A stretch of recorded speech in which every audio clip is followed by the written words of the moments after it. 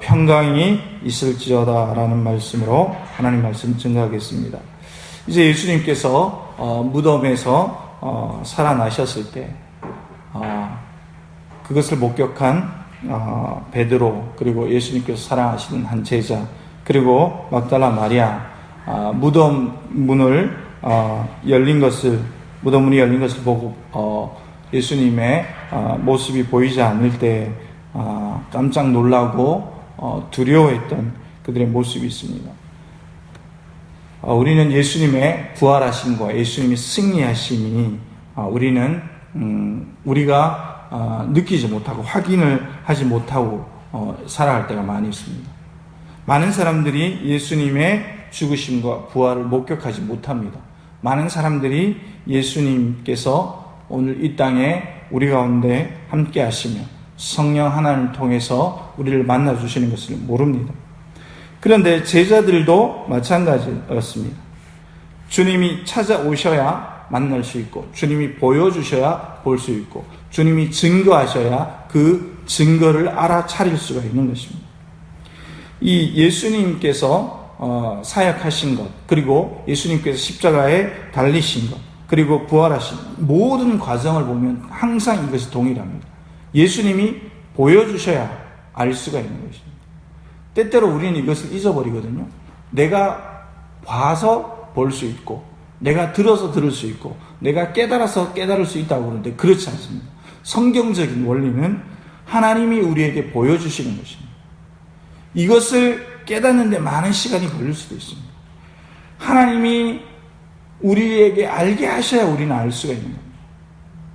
모든 상황 가운데, 모든 지역적인 상황과 우리가 일어난 사건, 사고들 가운데 하나님이 우리에게 깨닫게 해주셔야 우리가 알 수가 있는 겁니다. 그래서 우리가 예배를 드린다는 것, 이 행위는 뭐냐? 하나님의 음성의 귀를 기울인다는 행동이거든요. 이런 행위거든요. 하나님이 우리에게 알게 해주셔야 우리가 깨닫게 되는 것입니다. 우리가 깨달아야 행동할 수 있는 거거든요.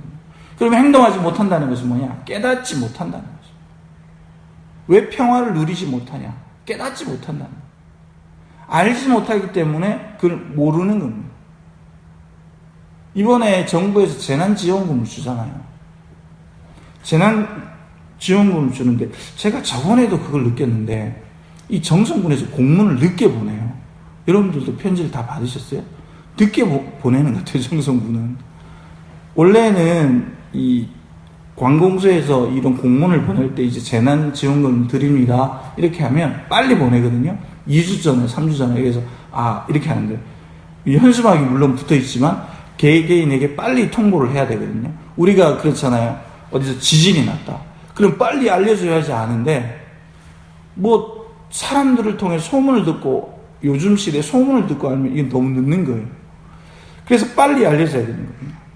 그런데 예수님이 살아나셨다는 이 기쁜 소식, 제자들은 베드로와 예수님이 사랑하셨던 제자, 그리고 막달라 마리아 외에는 다른 제자들은 그냥 숨어 있습니다. 지금 숨어 있단 말이에요. 숨어 있기 때문에 예수님의 부활하신 사건을 목격하지 못한 겁니다. 그러니까 참 평안을 누릴 수가 없어요. 오늘 성경은 어떻게 증언하고 있느냐? 19절에 보니까 제자들이 유대인들을 두려워하여, 예수님은 부활하셨지만, 예수님은 승리하셨지만, 예수님은 죽음을 이기시고 살아나셨지만 제자들은 아직 두려워한다는 거예요. 예수님이 살아나신 사건은 아침에 새벽에 일어났어요. 그런데 오늘 성경을 보면 저녁 때예요. 저녁 때. 하루 종일 예수님이 살아나셨지만 제자들에겐 평화가 오지 못한 것입니다. 예수님이 찾아오셨을 때에, 이거 뭡니까? 예수님께서 여러분들 자세히 보면 문들을 닫았더니, 문이 닫았더니가 아니고 문이 많았다는 소리잖아요. 문이 여러 개인데 예수님께서 그걸 그냥 통과해서 제자들 가운데 오셨답니다. 제자들은 두려워해서 유대인들이 찾아와서 잡아 죽이려고 막 이렇게 집으로 쳐들어오면, 조사하려고 오면 문을 여러 개 잠그고 숨어 있어야 되는 겁니다. 맨 첫 번째 문을 열고 여는 소리가 들리면 빨리 뒤로 도망가야 했기 때문에 아주 속에 숨어 있어야 했던 겁니다. 그래서 문들을 닫았는데 예수님께서 그것을 통과하셔서 제자들에게 오신 것입니다. 우리가 많은 세상의 두려움의 문을 닫고 있는데 예수님께서 한 방에 통과하셔서 찾아오시는 겁니다. 우리가 예수님을 만나는 과정은 이렇습니다. 우리가 성령의 은혜를 경험하는 과정이 이렇습니다. 우리가 애써 저 구석에서 방에서 숨어서 있을 때 예수님께서 통과하셔서 우리에게 갑자기 찾아오시는 것입니다. 예수님께서 우리에게 찾아오셔야 우리가 평강을 누리는 것입니다. 오늘 본문에는 평강이 있을지어다, 너희에게 평강이 있을지어다, 갑작스럽고 강력한 예수님의 임재가 있는 것입니다. 그리고 너희에게 평강이 있을지어다. 여러분, 이 평강은 세상이 주는 평안이 아닙니다. 세상에서는 절대로 찾을 수 없는 평강이 아닙니다. 세상 사람들이 얼마나 태어나서 돈을 벌기 위해서 노력합니까? 참 행복을 누리기 위해서 노력을 합니다. 그러나 이 행복을 누릴 수 없어요. 뭐 좋은 집을 샀다고 해서 평강을 누리는 게 아니에요. 뭐 자녀들이 잘 됐다고 해서 평강을 누리는 게 아니에요. 자녀들이 잘 되는 것과 내가 잘 되는 것, 내가 평화를 누리는 것하고는 뭐 다른 얘기예요. 내가 뭔가 풍족하고 내가 뭐 많이 내가 갖추었다고 해서 누릴 수 있는 것이 아닙니다. 하나님이 주시는 평강은 전혀 다른 겁니다.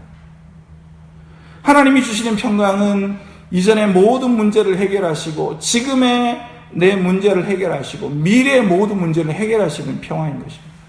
전혀 다른 평화인 것입니다. 제자들에게 찾아오셔서 예수님 부활의 증거를 보여주십니다. 손과 옆구리를 보이십니다. 제자들이 그것을 보고 어떤 제자들은 구약 성경에 예언되었던 그것을 다 알고 있을 제자들은, 그러나 예수님께서 증거를 보여주실 때 제자들은 완전히 변해버린 것입니다. 눈으로 보고 만졌을 때 완전히 바뀐 것입니다. 예수님께서는 또 다른 평강을 또 말씀을 하십니다. 21절에 보니까 예수께서 또 이르시되 너희에게 평강이 있을지어다. 아버지께서 나를 보내신 것 같이 나도 너희를 보내노라. 예수님께서 우리에게 파송을 하시면서 우리에게 사명을 허락하시면서 예수님을 증거하라고 말씀을 하시면서 다른 또 평강을 말씀을 하시죠. 이것이 뭡니까? 우리가 사명을 감당할 때 누리는 평강을 말씀하시죠. 우리가 하나님의 일을 하면서 하나님의 말씀을 전하는 그 현장에서 누리는 평화가 있다는 것입니다. 그래서 두려워하지 말고 겁내지 말라는 것입니다. 아버지께서 나를 보내셨던 것 같이 아버지께서 나를 보내셔서 지금까지 역사하셨던 것처럼 지금까지 3년의 공생애를 사시고 십자가를 지시고 승리하시고 그리고 이 부활하신 이것을 너희들에게 보여주는 것 같이 너희들도 똑같이 이런 능력, 이런 권세를 얻어서 이런 능력과 권세의 통로가 될 것이다 라고 말씀을 하시는 겁니다. 거기서 오는 평강이 있을 것이다. 그리고 어떤 걸 하시냐면 예수님께서 숨을 내쉬면서 이르시되 성령을 받으라. 여러분 여기서 숨을 내쉬며 이 말은 무슨 말씀이시냐면 창세기 2장 7절로 돌아가야 합니다. 창세기 2장 7절을 우리가 찾아보겠습니다. 창세기 2장 7절을 보니까 창세기 2장 7절 구약성경 2페이지 제가 읽어보겠습니다. 여호와 하나님이 땅에 흙으로 사람을 지으시고 생기를 그 코에 불어넣으시니 사람이 생명이 된지라. 이 아무것도 아닌 그 흙조가리가 흙먼지가 하나님이 생기를 불어넣으시니까 살아있는 영, 생명이 된 것입니다. 그런데 오늘 예수님께서 제자들에게 숨을 내쉬면서 이르시되 성령을 받으라. 이것은 뭐냐면 이제 너희가 새로운 피조물이 되었다는 것입니다. 새로운 살아있는 아담이 되었다는 것입니다. 살아있는 영, 생명, 이제 얻은 것은 다 지나갔으니 보라 새 것이 되었도다. 하나님이 보내시고 역사하신 예수님, 하나님의 아들, 즉 하나님께서 제자들에게 숨을 불어 넣으시면서 새로운 아담을 선포하신 것입니다. 새로운 영, 너희들은 이제 새로운 피조물이다. 그래서 그 다음에 하시는 말씀을 보면 너희들은 이제 완전히 새로운 것이 된 거야. 이제 차원이 다른 사람이 된 거야. 종들이 된 거야.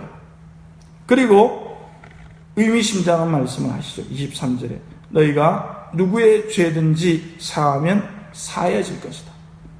누구의 죄든지 그대로 두면 그대로 있을 것이다. 이것이 무슨 말씀입니까? 사명을 받은 종들이 너희들이 죄 사함의 그 선포를 하면 죄가 사해질 것이다. 그러나 그대로 놔두면 너희들이 아무것도 안 하면 아무 일도 안 일어나, 이 말씀이죠.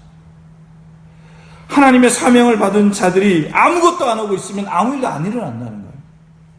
그러나 너희들이 예수의 이름으로 죄를 쫓으면 그 죄가 사해진다는 거예요. 이것은요, 말씀을 맡은 목사에게만 주신 말씀이 아니에요. 예수님의 사명을 담당하는 모든 종들에게 동일하게 주신 말씀이에요. 어떻게 말씀을 전하는 목사에게만 이 말씀을 주셨다고 해석을 할 수 있습니까? 그렇지 않아요. 하나님의 말씀을 전하는 모든 종들, 하나님의 사명을 감당하는 모든 사람인 거예요. 그래서 너희가 누구의 죄든지 사하면 사해질 것이다.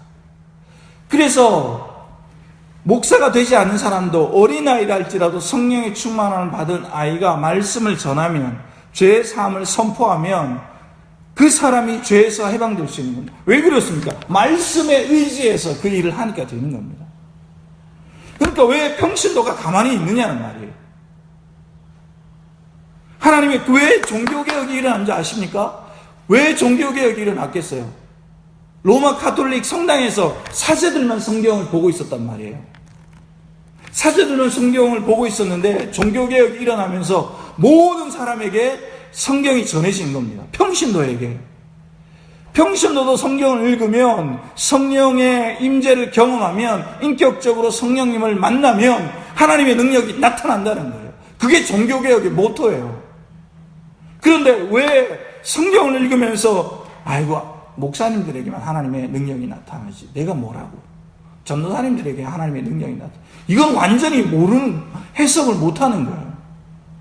하나님의 말씀을 의지하고 너희가 누구의 죄든지 사하면 사해질 것이다.